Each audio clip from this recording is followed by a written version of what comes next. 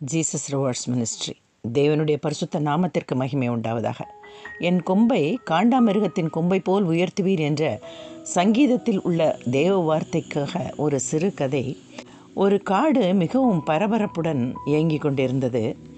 என்னவெனில், அந்த காட்டில் ஒரு புதிய சிங்கத்தை தலைவராக தேர்ந்தெடுக்க அனைத்து விலங்குகளும் முடிவு பண்ணியது. அனைத்து விலங்குகளும் ஒன்று கூடியது.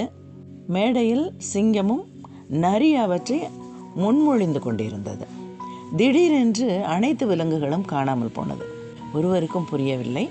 மேடையில் இருந்த சிங்கமும் நரியும் என்னவென்று தெரியவில்லை என்று திரும்பி பார்த்தபொழுது பின்பகுதியில் ஒரு காண்டாமிருகம் வந்து கொண்டிருந்தது.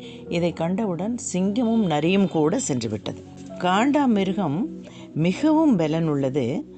அது தானாக சண்டைக்கு செல்லாது, தன்னிடம் சண்டைக்கு வருபவர்களை தனது கொம்புகளால் முட்டி தீர்த்துவிடும். நமது வேதாகமத்தில் யோசேப்பை குறித்து மோசே கூறும் பொழுது, அவன் கொம்புகள் காண்டாமிருகத்தின் கொம்புகள் போல் இருக்கும் என்று உபாகமம் 33:17 கூறியிருக்கிறார். அதேபோல் என்னாகமம் 23:22 பேலேயாம் பாலாக் ராஜாவிடம் கூறும் பொழுது, இஸ்ரவேலரை எகிப்திலிருந்து தேவன் புறப்பட பண்ணினார், காண்டாமிருகத்திற்கொத்த பலன் அவர்களுக்கு உண்டு என்று கூறியுள்ளார். பழங்களும் காய்கறிகளும் மட்டுமே சாப்பிடும் காண்டாமிருகத்திற்கு ஒத்த பலனை கர்த்தர் நமக்கும் தர காத்திருக்கிறார். கர்த்தரை நமது முன்பாக வைத்து நடக்கும் பொழுது காண்டாமிருகத்தை போல ஒரு பலன் நமக்கு என்றும் உண்டு.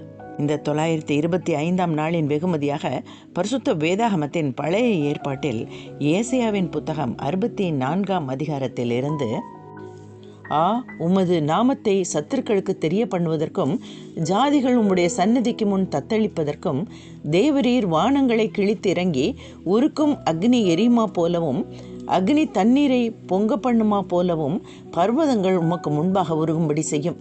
நாங்கள் எதிர்பார்த்திராத பயங்கரமான காரியங்களை நீர் செய்தபோது நீர் இறங்கினீர். உமது சந்நிதியில் பர்வதங்கள் உருகி போயின.